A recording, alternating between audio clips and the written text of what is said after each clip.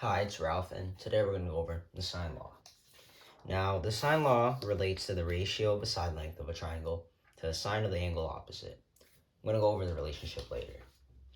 Now, we can use sine law to solve triangles under these circumstances. First, the triangle has to be oblique, meaning no 90-degree angle. It should also be given two sides plus an angle that is opposite of a known side, or we could be given two angles and a side. Now, what's the formula for sine law? Here it is. A over sine A equals B over sine B equals C over sine C. And you can flip it if you want, you'll get the exact same results. So sine A over A, sine B over B equals sine C over C. Now going over the relationship between the angle and the side. Let's say we have a triangle right here. Remember how angles are always going to be in capital and lowercase for sides. Now, what's the relationship between these two? This angle determines the length of this side. This angle determines the length of this side, and this angle determines the length of this side.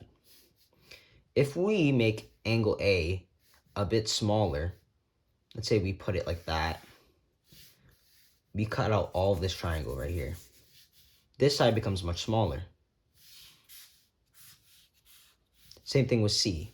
Let's say if we make C a smaller angle, we see that side C is going to be much smaller as well. For side B, make this angle smaller. Side B is going to be smaller.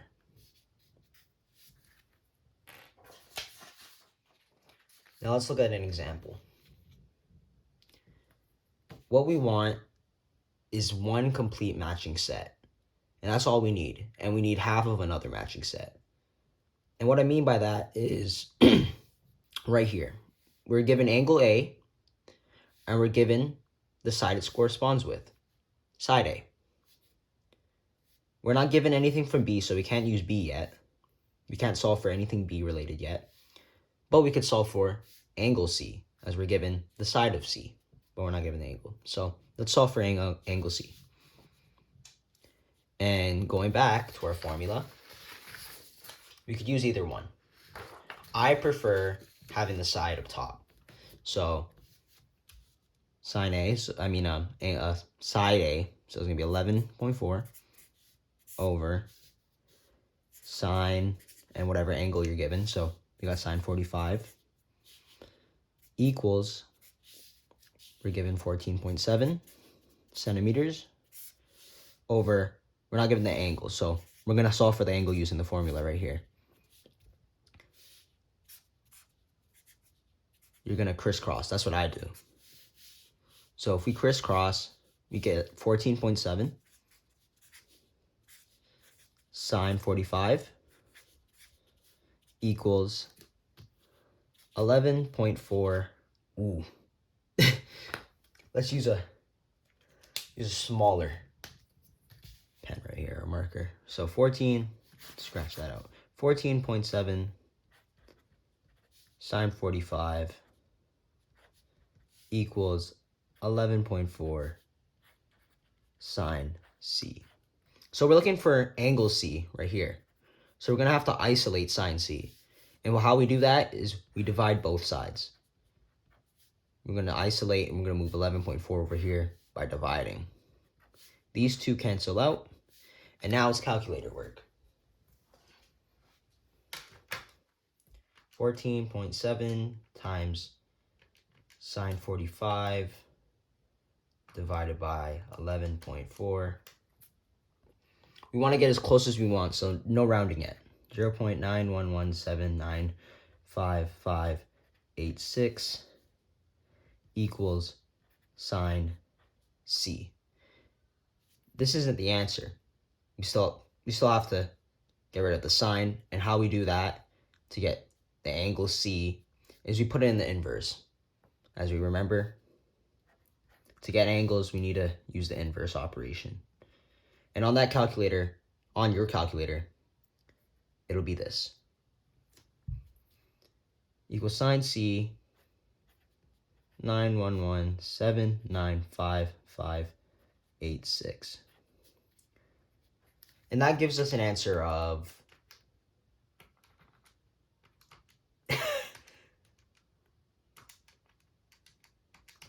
this is why you need to have those calculators with the memory button.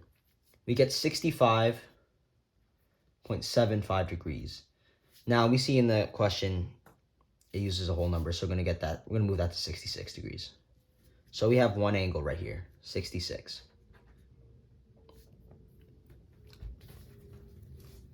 Now to solve B, we need either an angle or a side. We can't get the side, but we can get the angle. Now you could do the same thing all over again.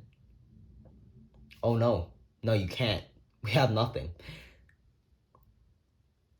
Remember how all angles of a triangle lead to 180 degrees? We could just subtract. We could subtract to get that third angle. 180 minus 66 minus 45. 69 degrees. Now we could solve for that last remaining side B, as we're given angle 69.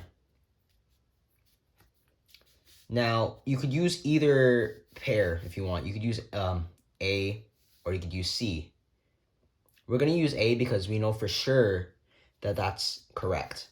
Now, we know we're correct for side C and angle C, but just to be sure. So we're going to use angle A and side A again. So 11.4 over sine 45 equals, we're given no side, so we're going to put B, but we're given the angle, sine 69.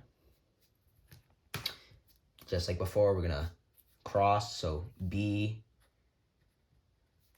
sine 45 equals 11.4 sine 69. To isolate B, we're going to divide both sides by sine 45. Got to get rid of that. And for B, our final answer is going to be 11.4 times sine 69. Oops. 11.4 times sine 69 divided by sine 45. We're given 15.05 centimeters. You see it's to the nearest tenth, so we're going to use 15.1. Did my marker just break? Oh, no. And using the sine law, you just solved a whole triangle. If you're still confused, we're going to go over another example. Right here. Oh! Let's get a new marker. I think red would not blue. Let's use blue.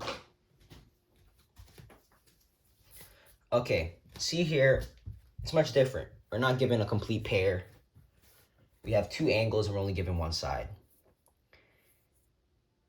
Now, the first thing you want to do when you're looking at a question like this is get the easy work done first. And the easiest thing we could do right now is solve for angle E. Like earlier, all three angles on a triangle will add up to 180. So let's solve it right here. So let's do 180 minus 55 minus 41. And that's how we're going to get angle E. So it's just calculator work. 84. And now, by doing that, we have a complete pair for the E letters. We got angle E and we got side E. Now we could use these to solve either G or F. Let's do G first, because why not? So, as earlier, I put the sides up top. I'm going to put the angles up top now, and I'll show you that it still works. So, sine 84 over 4 equals, let's go find G first. Sine 41 over G. cross. So multiply these and multiply these. That equals 4 sine 41 equals G sine 84. Now to isolate G, divide both sides out to cancel out sine 84 right here to get our final answer for G. And now, once again, just calculator work.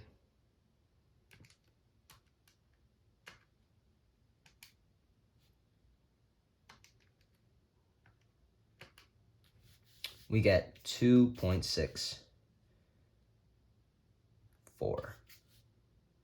equals G. Once the route is the nearest whole number, like in the question, so we'll put 3. So there you go. We got one side, got all angles. We just need F. And like I stated before, you want to use the numbers that they're giving you just in case if you were a little bit off with your calculations. Obviously, we're not off, but we'll use the values given. We'll use E again. So to get F, we have an angle, and we got this, and we don't have the side, but we got the angle. So we're good. We could go solve that. So let's use that again. We could use sine 84, where 4 equals sine 55 equals, over F. Cross again, so we're running out of space here. I'll move it over here. Cross, so equals 4 sine 55